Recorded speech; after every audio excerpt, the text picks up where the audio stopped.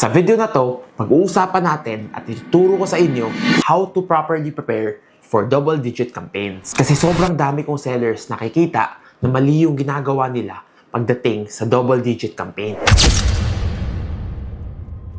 Yung fina-focus nila, traffic, ads, dagdag gastos dito, dagdag gastos doon. Pero in reality, ang labanan pagdating sa double-digit sales ay conversion rate at AOV. Kasi yung mga customer mo, ready na bumili yan. Alam mo kung ano yung differentiator mo. How can you increase your conversion rate to make the customers that are already interested buy in your shop instead of your competitors? Kaya as early as now, sinasabi ko na sa inyo, this video is not about spending more on ads. It's about maximizing what you already have and how you can grow your sales without spending a single peso more. Ready ka na? Let's go! Before pa tayo magsimula, let's talk about the mindset shift na dapat mong gawin. Yes, kasi tama.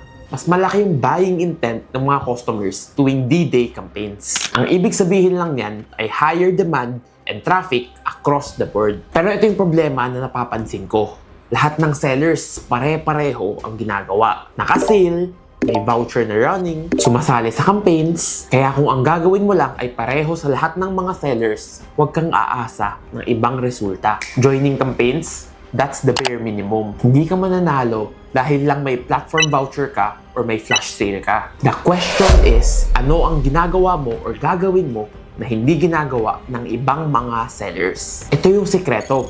If you want to win and maximize double-digit campaigns, you need to give value to your customers. Yung mga malalaking sellers, they approach D-Day differently. They use this chance as a perfect opportunity for client acquisition. They over-deliver value to first-time buyers, so they start becoming loyal to the brand and consistent buyers in the future. That way, hindi lang isang araw malakas ang store mo, but slowly but surely, you're building the foundation that will help you scale your brand.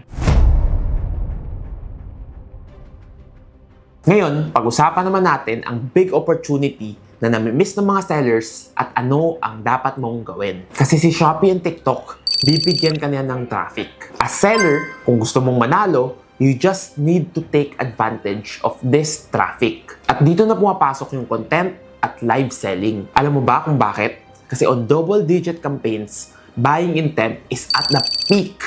So, konting push mo lang sa mga buyers mo, bibilin na sila. And this is the part that most people don't realize. So as sellers, kung gusto mong manalo ng double-digit campaigns, you need to create content to push your store before the actual day. So kunyari sa 7/7, yung content mo, dapat nakahanda na yan July 1 pa lang. That way, you give the algorithm and your customer enough time to find your store. At pagdating naman ng 7/7, dito na pumapasok ang live selling. Kasi remember, 7/7 is the highest traffic day of the month. So yung conversion rate mo, you need to make sure na tataas yan by you doing live selling. Minimum, kailangan mo mag-stream kahit 4 hours. Subukan mo, and I promise you, this will be a game changer. Now, pag-usapan naman natin ang one of the biggest under-leveraged opportunity sa D-Day. At ito ang AOV optimization. The real question is, how can you make your buyers buy more? Kasi naalala na yung sinabi ko sa inyo, your customers are already ready to buy. Kaya as sellers, your challenge is to make your customers buy more. Dito na pumapasok yung mga free gift, bundle deals, and add-on deals. Tools that increases the perceived value of your items and convinces your buyers to buy more. Simpleng mechanic lang siya, pero it increases the value of your offer. And that's why D-Day is not just about sales or traffic.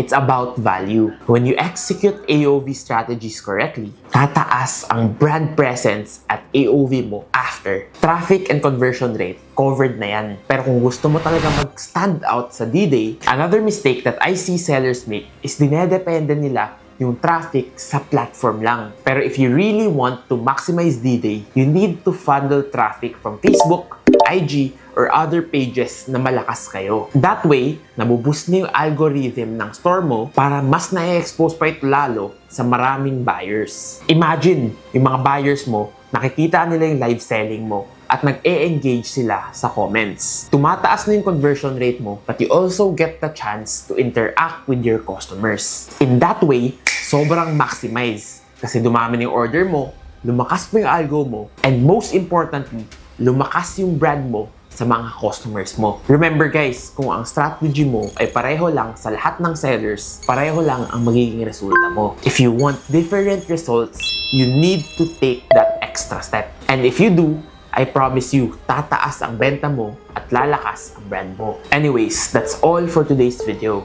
As always, keep learning, keep growing, and I'll see you in the next video. By the way guys, if umabot kayo sa video na to, may gusto kong i-share sa inyo. Sa July 18, we are having a masterclass kung saan pag-uusapan natin ang everything e-commerce. Libre lang ito. And if you want to join, just drop a comment, webinar, and we'll send you a message. If you're a seller ready to scale, I'll see you in the webinar. Question is, ano ang ginagawa mo or gagawin mo na hindi ginagawa ng ibang mga sellers? 7/7 is the highest traffic day of the month. So yung conversion rate mo, you need to make sure na tataas yan by you doing live selling. The real question is, how can you make your buyers buy more? Kasi naalala nyo yung sinabi ko sa inyo, your customers are already ready to buy. Kaya as sellers, your challenge is to make your customers buy more.